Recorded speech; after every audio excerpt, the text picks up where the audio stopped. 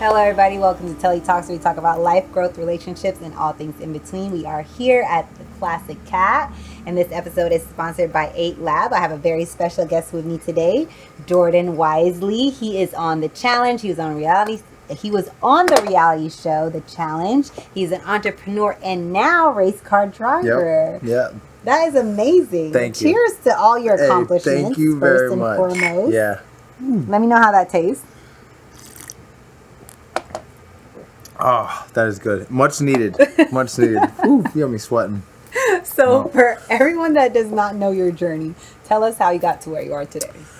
Long story short, I got found in a bar in Oklahoma. I grew up on a gravel road, and I always wanted to be in movies and be an actor, and I loved Steve McQueen and Paul Newman and, like, these guys that did, like, action things and, not to sound cliche, but like Tom Cruise, you know, this guy's like the greatest. This is like an action star, Yeah. Like I can't think of too many action stars now, but I always wanted to be one, right? And played sports super heavy, all kinds of sports my whole life, and then got found in a bar one day, and they were like, from the people from The Challenge, from the people from The Real World. Oh, The Real World. Yeah, Okay, if you remember that show. Yes, that was one of the greatest shows. Iconic. Yeah, it was like the second reality show ever. Cops being the first one, and then The Real World. But so did that, and then they were like, "Yo, you should do the show, The Challenge." And I'm like, I've seen that, and I actually grew up. My brother and I grew up like making fun of that show, kind of, because we would like see an episode and be like, "Oh man, we could smoke them," And then, fast forward 10 years later, I'm on it, and now fast forward another 10 years, and I'm still on it, doing the thing. Yeah, and I had such a, for me, it was such a taboo thing for me, because I wanted to be an actor, and I wanted to be a legit scripted, like, thespian actor, Right. and I studied in New York for 2 years, and I did the thing, and I would accept these like jobs and go and do the challenge, and it was like reality TV, and I'm like, reality TV star, and I didn't really respect and appreciate what it stood for.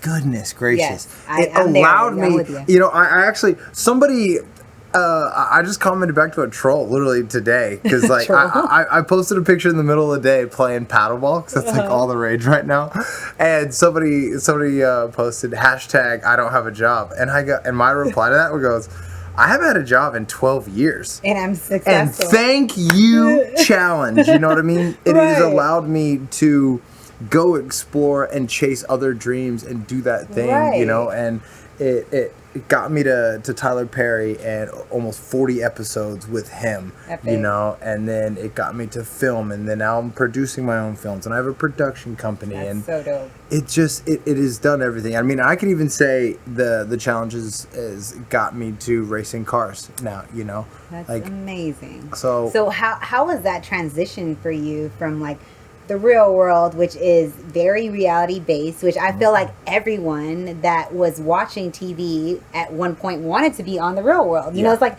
it was almost like Big Brother, where it's like a show where it's like, all right, we're going to come together and stay in one house and be with these random strangers, and we're going to find a way to live together. Yep.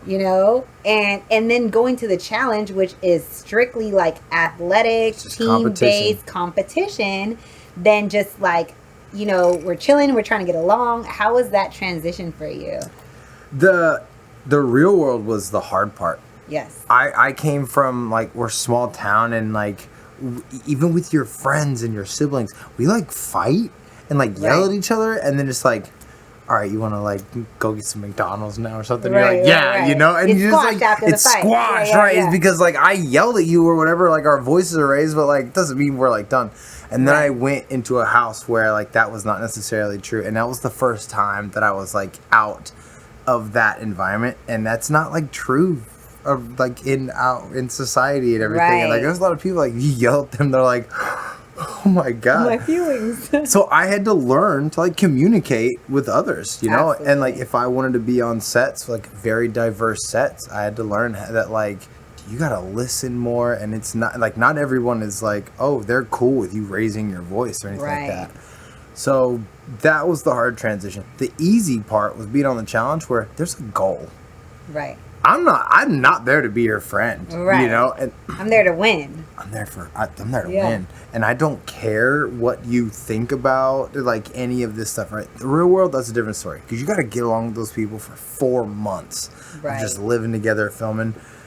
When I have a goal, that's a whole different story. So, how long is the time span for the challenge? Like, how long is that actual like challenge? filming, Yeah. we film for 8 to 10 weeks. Oh, that's very short in comparison to the real world. Yeah, 4 months on the real world. Yeah, so 8 to 10 weeks, but you are completely cut off, and they have this down. I mean, after 39 plus seasons, Right. They have it very much so down to you get one phone call a week, 10-minute long. One. And you can only call a max of 2 people, so it's So it's like you're in jail, pretty much. Like they have more rights. We don't get TV. I'm telling you, they get more. Like if you got money in jail, then you can make phone calls. Right. That is not the case here.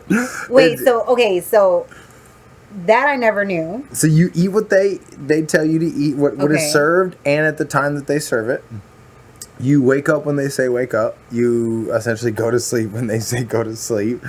You get your phone calls.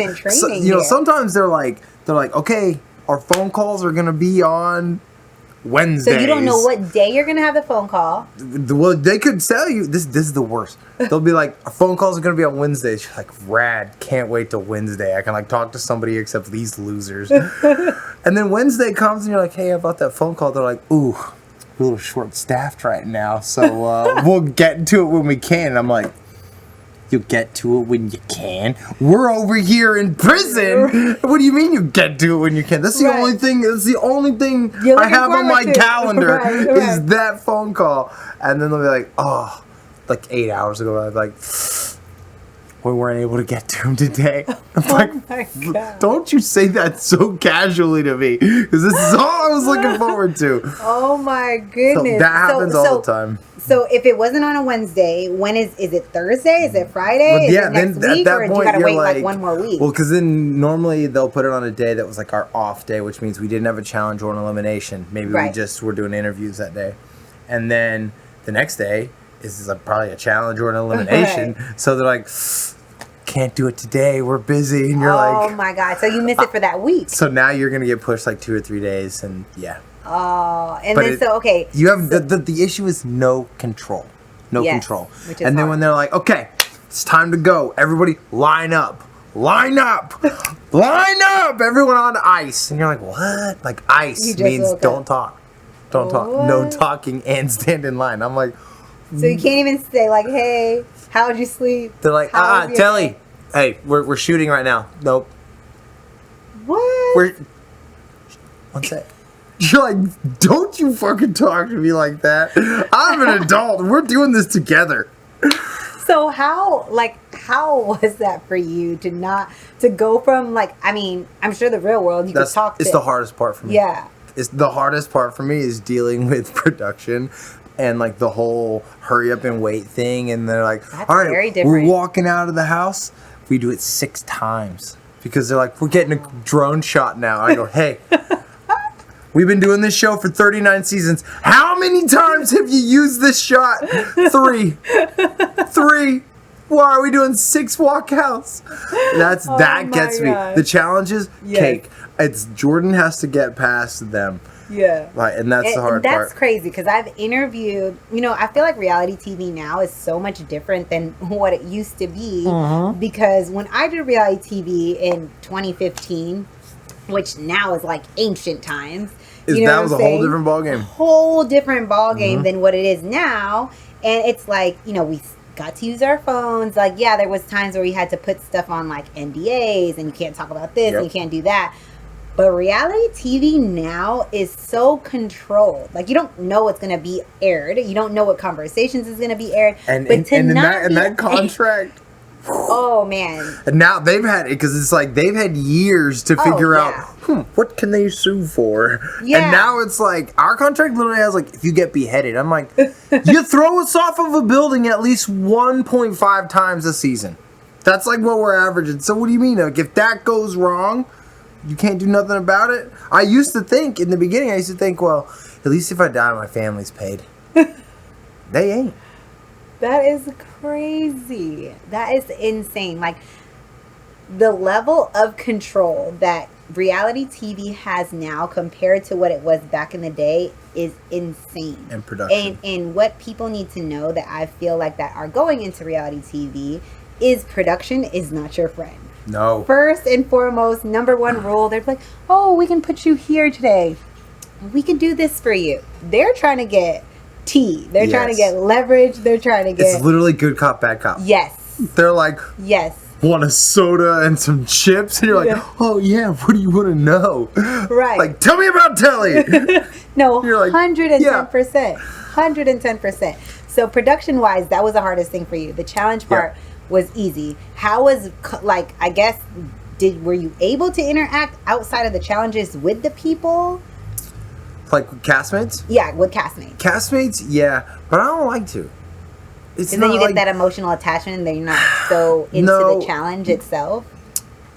Casting and everything, and you'll know exactly what I'm talking about. It's inherently, you are attracting a certain type of person, and most of the time they find them. Yeah. And 90% of the people they're there because they think they're about to be famous. Right. They're about to be, I'm on TV. I'm going to be famous. I'm going to get so many followers, and I'm going to do this thing. And they all know what they're looking for. Yeah. Yep. And so to actually make genuine connections, even when we try and do that, I'm sure you've done plenty of reunions and things like that where you guys all meet up out in real world, and you're doing a thing, and it's just like some people you're like, you're gonna sell me to TMZ first chance you get. Yes, I can feel it. You're gonna. It's almost like they cast people that they know are completely different than everyone else that they've casted. Yeah, and it's just like, why? Where's the like? I don't know, the similarity. It's nothing. There was I don't know how true this is. I want to believe it's true because it's like come from some like pretty high people. So we'll take the real world, and they told me a generality of like how they cast. The real world is 7 people. Right. Okay. So they usually pick 3 from like this side of the spectrum, and then 3 from like this side of the spectrum, and then they pick like 1 in the middle. And who do you think goes crazy? In the middle. It's the one in the middle because they can't deal with. They're like, what the.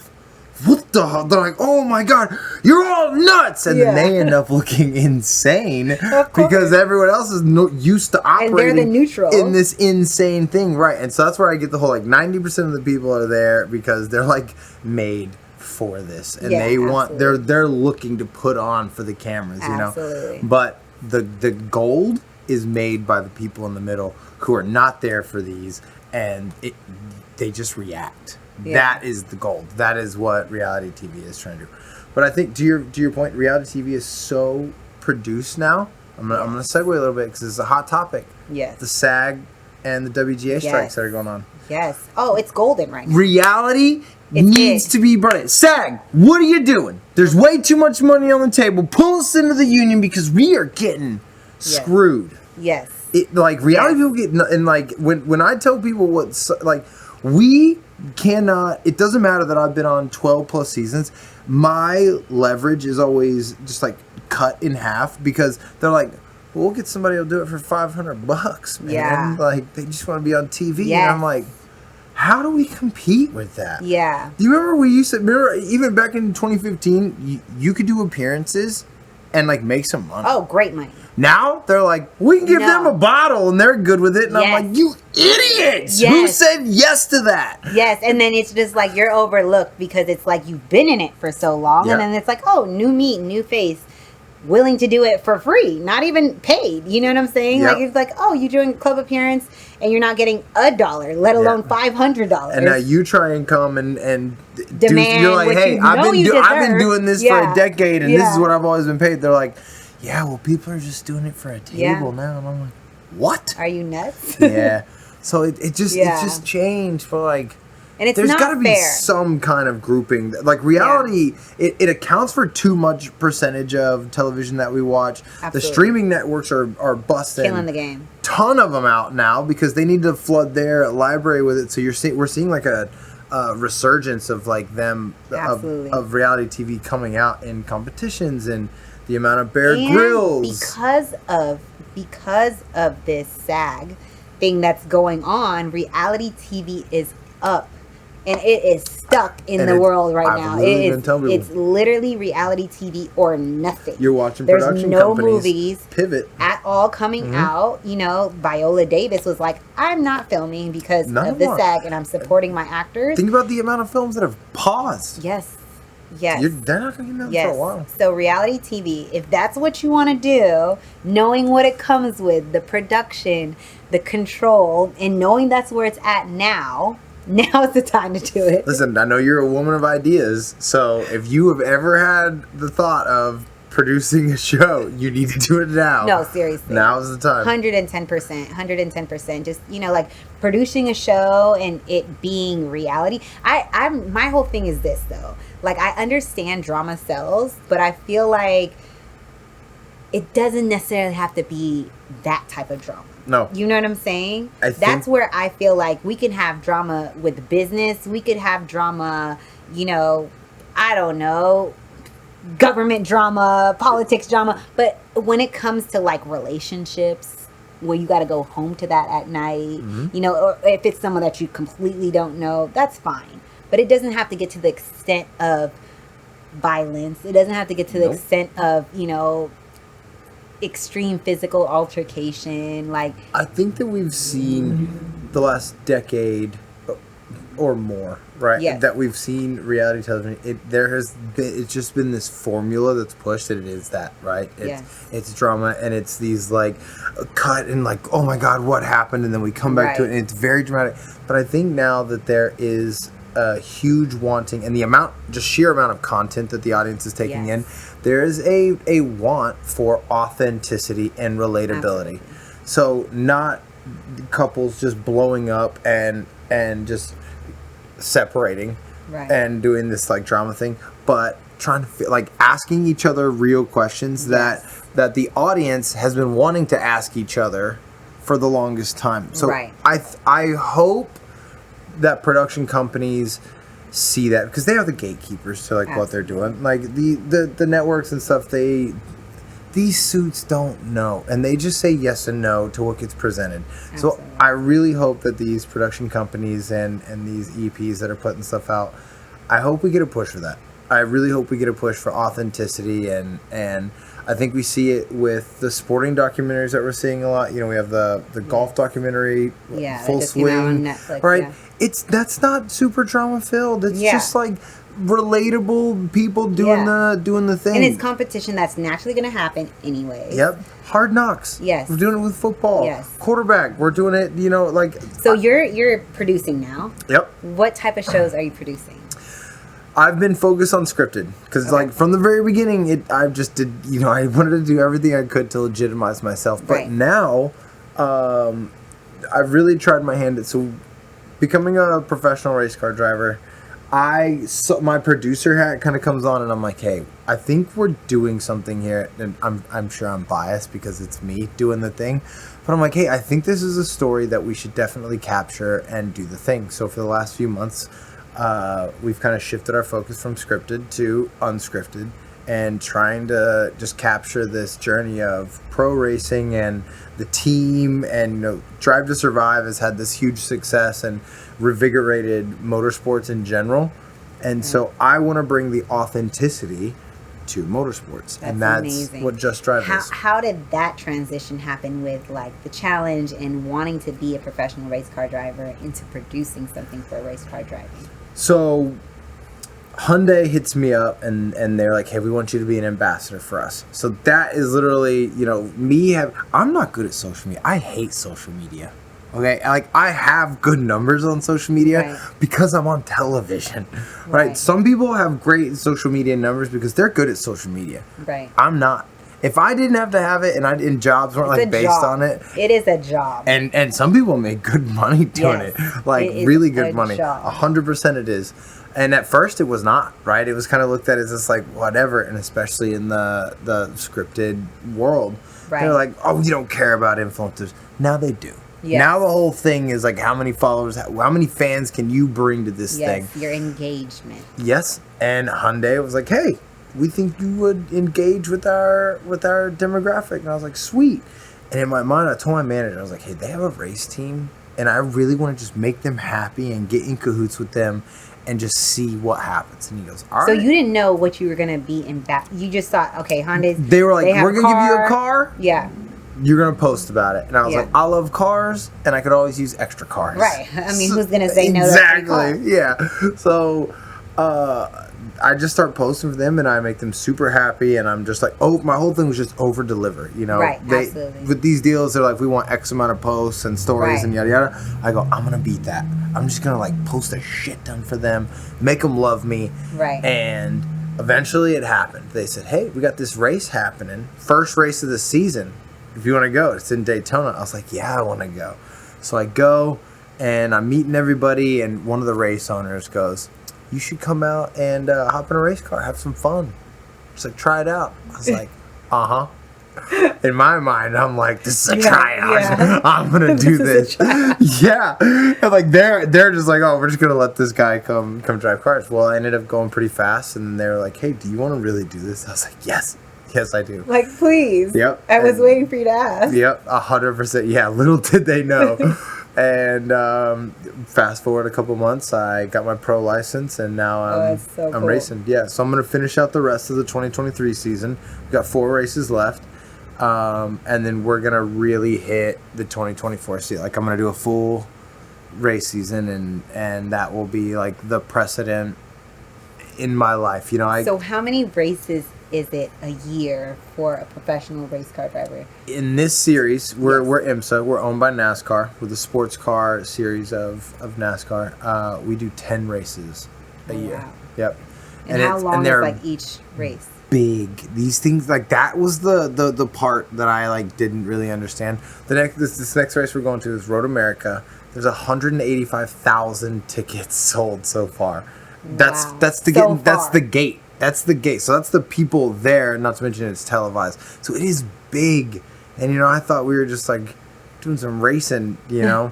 You're thinking you're just having fun. Yeah. You're back on the challenge. No, this is, like, yeah. This is you know, the challenge is big. You know, as far as Yeah. production, we're 250 people on set. You know, so that it is a massive production. Imagine this mass of people like moving around, and the semis and all the stuff that they have. Do you go back into like competition mode, like, you know, when you race and you were like, this is tryouts? Oh yeah. Where you're like, okay, I'm back in competition mode. This is where they're gonna see who I am, what I can do, et cetera, it's a switch. You know what it is like. 110%. Fight week. Yeah. The fight's 5 days away, but just walking in the first doors of the press conference or whatever it is, fight week. Your heart, like, I guarantee your heart rate is just as high then as it is like walking into. I tell people all the time, I never developed anxiety until I started to be with Deontay. Boom. And I'm like, it's just, and fight week is like, you know, I call it his version of the PMS week, where you can stress and you can come out. Tell me there's not a you have to understand that this is not him, and that's what. And my mom understands 110%. That. You know what I mean? Like, a week before it's time to leave, and like we're about to like go to the airport and meet up for a challenge, or your mind frame is different. Or the week before a race, she'll literally call me then. We go, I just want to talk to you now before you get in your mode. Yes. And I'm like, thank you, Mom. Yes. And that's the hard part to convey for me right now, as I'm, you know, navigating this dating world and everything. That's a very hard thing to convey. Yeah. You have to find someone that genuinely understands what it is that you want to do and what it is that makes you happy at the end of the day, regardless of what risk comes with it, you know? So that's kind of like, it's hard because, you know, race car driving is very, very dangerous. That's the number one thing people ask, like, do you crash? And I'm like, well, yeah, we fail. Like, everyone fails at their crafts every now and then, and we so fail. how fast have you gone? Like, what's the fastest speed you've gone? And these race cars up in the 160s. Oh wow. We're like doing it, and like. How does that feel like on your face? Because I know, like, you know, I remember one time we were riding in the car. We were in the Lambo, and Deontay's like, "You want to see how fast?" And he's like, "You want to see how fast it goes?" And I'm like, and I'm over here like sitting, like, my face is like, yeah, I felt like I was gonna have whiplash, and my neck hurt afterwards. So it's like that feeling of like, you know, that adrenaline rush that you get when you're Yeah. speed racing. It's almost like, I feel like Deontay thinks he's a race car driver at Yeah. times, you know what I'm sure. saying? I'm sure. So I feel like that moment of just like that adrenaline, how does that make you feel? So I wear like a heart monitor and everything during the races, right? And so we'll literally go back and look at the data, and my heart rate is the highest at the beginning of the race, meaning like when we're doing the parade lap and the formation lap, and then like green flag goes, and now we're like racing and we are on. That is when my heart rate will start to drop, because I think there's something to, we are moving so fast that as the world is like flying by, our brain stops paying attention to it, right? Like our brains are very smart. Like, you don't see your nose right now. Like, I can't see my nose, but if you close an eye, you can see your entire nose. Right. But our brain naturally cancels it out, and it does stuff like that all the time. And I think that when we're racing, like, things are flying by so fast, and I think for anyone, when we're in the zone, right? Whether it's at work, whether you're hitting your things, right? You're answering your phone calls. You know, I closed that deal. I did this thing. I'm checking things off my list. Whatever it is you do in your day, like when we're in our zone, our brain just does this thing where it cancels out the things that don't matter. Right. And when I'm in a race car, the world does not matter. Tunnel vision. It is, you know, and I'm sure it's just like that with the ring and anything else like that. It is. There may be 60,000 people doing the thing, or 200,000 people shouting and going by. He can't see it. I can't see it. You can't see it. When you're in your zone doing your thing, you're only focused on that, and that does something to us in here, because this controls that, and it slows everything down. 110%. And so we're moving fast, but I think everything slows down. Like our hands slow down, and Where it's almost like I feel like you have, and I'm the same way too when it comes to like fights or things that I do. Like if I have a big event coming up, whether it's a charity event or whether it's, you know, he's fighting. Wags was huge, right? Oh my gosh. Your golfing that just happened? It was insane. I wish he was there. It was That's amazing. a hundreds of thousands of people thing again. That's something that, like, you know, we do it every year, and it's time consuming, it's stressful, but it's like the day of, you're like, okay, it's finally here, where that anxiety, the stress, and all that comes with it, it's like a weight lifted off of your shoulders. So similar situation with you, when you're on your way to racing, you're like, oh my gosh, and then when it's the actual final race, you're like, oh, I can breathe. You know what I think it is? I think it's the fear of unknown. Yes. Because that's where anxiety kicks in. I run through I know this is going to sound counterintuitive. I know that I'm not a fortune teller. Okay, it'll make sense in the end. I know that I'm not. Like, but I'm like, ooh, I'm like, if I'm gambling or whatever, and I think that I am like, know what's up. Like, I don't. Right. So I will think about all of the bad outcomes. And then in my mind, I'm like, well, because I thought about it, it's not going to happen. And so I think I'm just giving myself anxiety about like everything that could go wrong. Yeah. And then when it actually gets here and we're in it, our real muscle memory and our brain takes over, and we just do the thing. Yeah. And maybe that's why it doesn't feel anxious during, but before. Yeah, it's in that you said it perfectly, and you hit the tail on the donkey when I feel like you just said, you know, we're almost triggering ourselves with the anxiety of giving all the negativity that's going to happen, and then once you're like, just like, you know, for the ring, for example, when that bell rings, it's a completely different ball game, because once you feel that first punch, once you push that gas for the first time, and you're like, oh, this is what it is. Yep. I'm in it now. Then it's just like, shh. You know? I'm questioning myself. Like, I don't know if this is more common, people just don't talk about it. When I am like a race weekend, I'm like, I don't know why I'm here. Like, there's no shot. I'm not gonna be able to do this. Like, whatever it is. First corner, gone. You're like, oh yeah, I do this. I do this. And I imagine that's what it is. Until you get hit in the mouth the first time, you're like, oh yeah, I'm tough. Yeah. And then you do the thing. And then once I feel like too, once you feel that power of like, oh, this is how fast I can go. This is the hardest they can hit.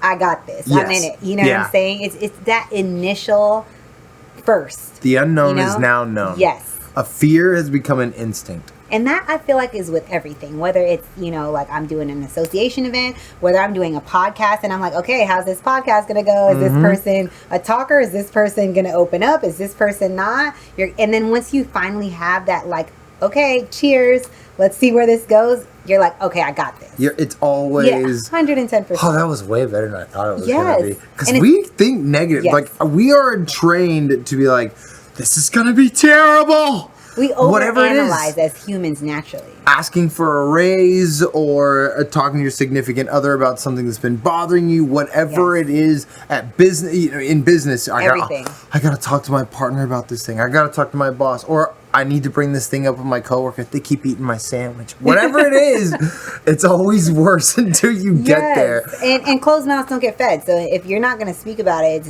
going to bother you Squeaky longer. wheel gets the grease. Yes, longer than it should. Yes. All the time. Yeah. So with all the things that you have Speak up. going on, all the time. Yeah. With all the things that you have going on, racing, producing, filming, all of these things, when do you have time for your love life, your family, all of that stuff?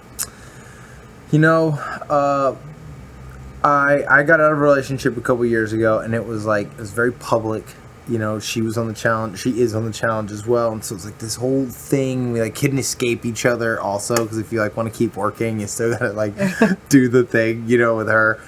So I avoided relationships for a long time. And just recently, I happened to meet somebody.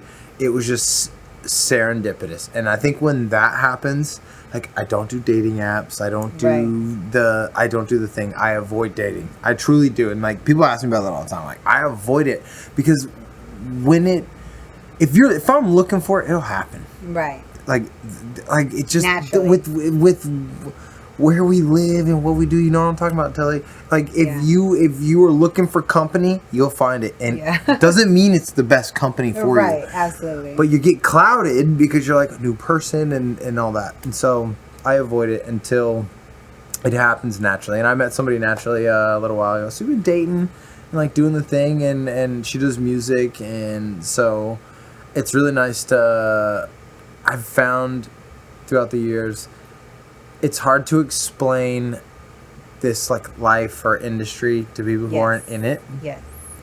And so I have that conversation so much that it's in not just the entertainment industry, but I feel if it's someone that's not in your industry at all, period, whether you're in the medical field, the entertainment field, a perfect industry the too. athletic field, it's so different if people can't understand where you're coming from or what it comes with. 100%. It does not matter. I'm not just saying entertainment industry. Yes. It's if you don't understand the medical field and there are a lot of things that someone could read being on the outside, be what's that? Right, or that What's path might that? not ever cross. It's very hard for I could see someone in the medical field dating an athlete because that path eventually crosses, Yep. But someone, let's just say, in the medical field dating Construction. yes, Or something engineering. something that's you're almost dumbfounded in either of your professions where you're just huh, what do you mean? Or you guys can't understand each other on an intellectual because it goes level. both ways. Because they'll be you'll come home and be I just got done filming this reunion thing, right? And so and so said this, and then they twisted this around and blah blah blah. And then you're realize explaining the it, and they're time frame. what? Yeah. Sounds like you could just can't you just do this, or can't you just ignore it, or can't you just say no? And you're It doesn't work like that. no, because the audience has already taken it, and social media makes it so narrative, and no, you don't get it, okay? You don't get it. There's a whole thing, and once they say something, it's out there. Yeah. And then you got to defend yourself, and then you got to do this, and then you got to figure out what they believe and what they don't believe. Can't you just ignore it and no, you can't. Okay. How do you deal with that though? How do you, like you said, you answered a troll. How do you go about trolls and dealing with the scrutiny of social media?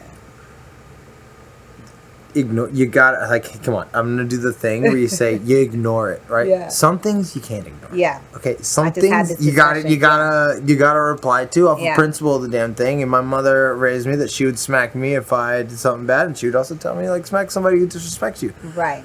So sometimes you got to put a verbal smacking too. Yeah. Only if you can think of a really good PG way to get back at there, right? Yeah. Like you don't ever want to actually have steam coming out of your ears. Yeah. A laugh, to my opinion. Like a petty but smart but sassy. Go but for the like, laugh. Yeah. Go for the laugh. Yeah. Not necessarily the dagger, Yeah. right? Because the thing is, you're never gonna.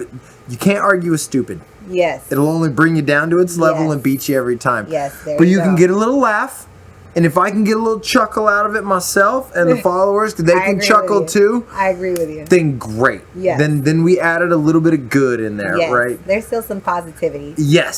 Smiling and laughing is happiness, even the- if even if the it's bad ones? directed in a different way. Let them go. Yeah, 110%. Let them roll off the back. You'll never win that fight. You'll never win that fight. Because Agreed. we are trying to argue rationally. Right. They are not. Right. They're using a burner account with 0 posts and, No and picture. 12 followers with an egg. Yeah, like you're never gonna Yeah. win that. Absolutely. Like, your logic will never ever land. So Absolutely. you avoid them as much as you can. Do they hurt? Yeah, some of them. Yeah, absolutely. Some of them you're like, God, they got me, and I am not gonna let you know you did. Yeah. But also sometimes those comments are the things that you're like, fuck, I've been seeing that quite a bit. And so then I'll like ask close friends, like, is this a thing? And if they say yeah, you're like, fuck, I gotta work on that. Right. You know, so sometimes it's a gauge.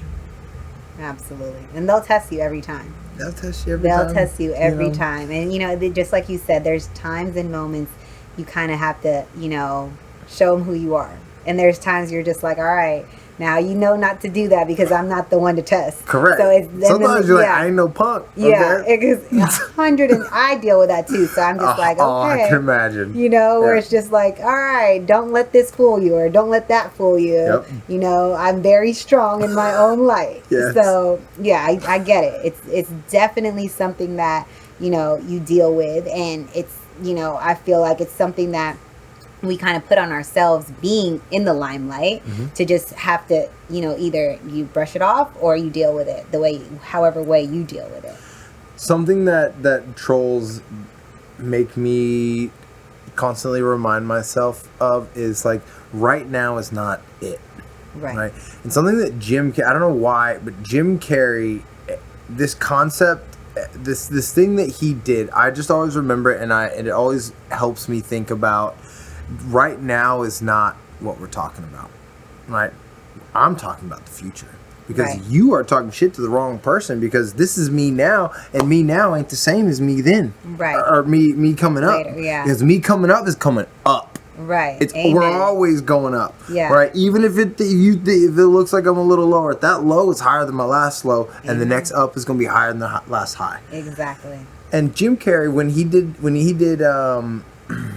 he did this documentary about when he played Andy Kaufman in Man on the Moon, and he hired Andy's ex, who was his significant other at the time of his death, to film the whole thing. And he shot this thing, and he kept all the footage. And Fox, for 20 years, Fox was arguing with him and threatened litigation and all this stuff. Like, we want that footage. You shot it on our lots. We want that footage. He said no. And he held it, and he held it, and he held it for 20-something years. And then finally, he made this documentary, and it was perfect. And it was touching, and it was moving. And what I got from it, I go, this guy knew. He knew that you're going to talk shit on me right now, and you're going to ruin me right now. But in the future, I'm going to do something, and I can see something happening that you're going to love me for. Right. And they did. And they did. And in the end, it was way better than whatever Fox was going to do. And they got on board with it, and they were like, this was way better. So put that in your life. Now, we're not all making documentaries and movies. Right. But when someone talks shit to you, you need to know that they're talking shit to a past you. Even if it's right now, it's a past you, because you're on a trajectory that is going to be higher. And that is the win. It's not It's not moment. the jab back and right forth. now. Yeah, That ain't absolutely. the win. Yes. It's 6 months from now or a year from now when you did it. When you did the thing, and then you look back at that shitty person and you're like, huh. Right. Who's laughing now? Huh. 110%. So I have a game for you. Oh no. So we're going to see about your win on this game. Okay. It's called Dirty Minds. Oh no. World's cleanest, dirtiest game. Okay. Okay, so I'm going to let you pick 3 cards. Hand them to me. Don't look at them. You can mix them up however you want to pick them. Completely up to you. Okay, well, I'm going to take a middle one from here. So we're going to take this card. And then take the bottom card there. Top card here. All right, and I'm going to start at the middle card. All right, are you ready for this? No. Do you want to take a drink first? Yeah. Okay. Punched in my pussy, I tell you. If you guys haven't been the classic cat, get the pussy punch. All right, on that note, are you ready for this? No, Telly, I'm not. Stop asking. Okay. Just rip the Band-Aid off. All right. After I discharge my juice, I'm useless. A's are small ones. D's are big ones. Licking your fingers before you touch my pole will give you a big charge. When I go down on you, someone else may need to jump me.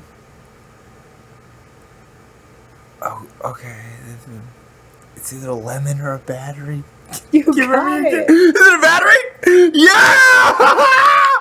Oh my god! Good How I got job. lemon and battery? I don't know. Lemon, I was trying to figure out how you got lemon. A's are small ones, D's are big So ones. I didn't know if there was a way to categorize lemons. If like, oh, that's an A lemon, because like sometimes I'll be like seeing a lemons that good look like an lemon. orange, just like a big son bitch, and some of them are like little guys. And I'm like, would you make with a lime? So I'm like, I love it. I love it. Your analogies. but they were epic. trying to make me think of titties, weren't they? Yeah, but I wasn't. Okay, are you ready? Okay. Nope. I sit on a man's face. Hitler had a small one. Colonel Sanders had a big one. This is not as easy as it sounds, right? Women usually shave me off. It's a mustache. Good job. That was too easy. The first one, I was like, no way. Yeah. Okay, he's good at this. He is good. You could tell you play games a lot. Yeah, hey, this could be us with you playing games. That is the number one thing that gets said to me. Okay. I'm a 4-letter word. I'm a name of a woman. I end in UNT. Sometimes your uncle makes me come. Sometimes I come with your cousin. Oh, it's your aunt. Good job. I was like, yo, the word thing really threw me off. The wordplay on this game is epic. But once you know what you're getting into, it's like you got it down. You're 3 for 3. I can't believe I didn't say nothing terrifying. You're 3 for 3. That's really, really good. Thank you. Really, are you ready for a bonus one? No, okay, yeah. You got this. No, You're I'm good. trying my luck though. No, this is too easy. I gotta get something that you can't get. Whoa! This is a bonus round. Not I'm going to look at it or something. Bonus round has to be tough though. Okay. Ready? You can make me come in many colors. You know, I stopped sweating a second ago, and now I'm sweating again. The bigger I am, the more it hurts. The bigger I am, the more it hurts. You have to be able to handle a lot of little pricks. You might be proud to have me between your thighs. Sometimes you have to get poked for hours before I'm done. Go again. You can make me come in many colors. Okay, you can get this thing. Many colors. The bigger I am, the more it hurts. Okay. You It's a lot of things. So many things. I was like, weighted blankets. So many things. You have to be able to handle a lot of little pricks. Like now I'm thinking like an elementary school teacher. Kids be wilding these days. You might be proud to have me between your thighs. You might be proud to have me between your thighs. It's really hard. It's not an animal. I would hope you wouldn't want an animal between your thighs. But might be proud. The might is really hard on that. It says might on that card. You might be proud. Okay. Sometimes you have to get poked for hours before I'm done. It's a massage. No. It can be a massage if you think about it that way. Okay, it can be therapeutic. What's the first one again? You can make me come in many colors. I can make you come. I'm gonna give you an additional bonus clue. Okay. You have this. Jesus! You can make me come in many colors. The bigger I am, the more it hurts. Bigger I am, the more it hurts. You have to be able to handle a lot of little pricks. I know, so it's like acupuncture. Ooh, in the realm, kind of, sort of. You want me to go to you? Yeah. Tattoo. Oh my gosh! Oh my gosh! It's a tattoo. I'm like, you have it. A lot of them. Ah, that was good. That was a good yep. one. And so he's 3 for 3, guys. I'm glad that I failed that one, so you guys know this was not set up. I did not know which ones were coming. And the last 2 that I picked was like luck and hunt, and it was like I end in UNT, so it was kind of easy. And I end in UCK, so it was kind of like I was like, no, he needs something a little bit more challenging than that. Wait, one was a duck? No, one was luck. So it said, I'm a 4-letter word. I end in UCK. I can help you grow a big bulge in your pocket. When I go down on you, it could be expensive. When you're not in me, you could blow your wad. So that was luck. I felt like you would get that, though. Yeah. You would definitely have gotten that. Yeah. Tell everybody where they can find you, all the things you have going on, when the next race is, when the next show that you're producing is coming out, all of that exciting news. I'm on Instagram at Jordan Wisley, YouTube Jordan Wisley. I've got a show coming out called Just Drive. I've got a movie that is making festival runs right now called Helmet. New challenges coming out, and so I gotta support my people. The Challenge USA, so go see that on CBS. And my next race is Road America, so tune in on Peacock. You can tune in on CBS Sports and Peacock. Road America, August 6 and 7. Oh, coming up. So make sure you guys tune into all things that Jordan has going on. Watch his race on Peacock. Tune into the new challenge that he's supporting because he is in for the long run. I'm a good guy. I want to see them all succeed. Absolutely. Except when I'm competing. Tune into all things that Jordan has going on and make sure you guys follow him. And that is it for Telli Talks. Thank you.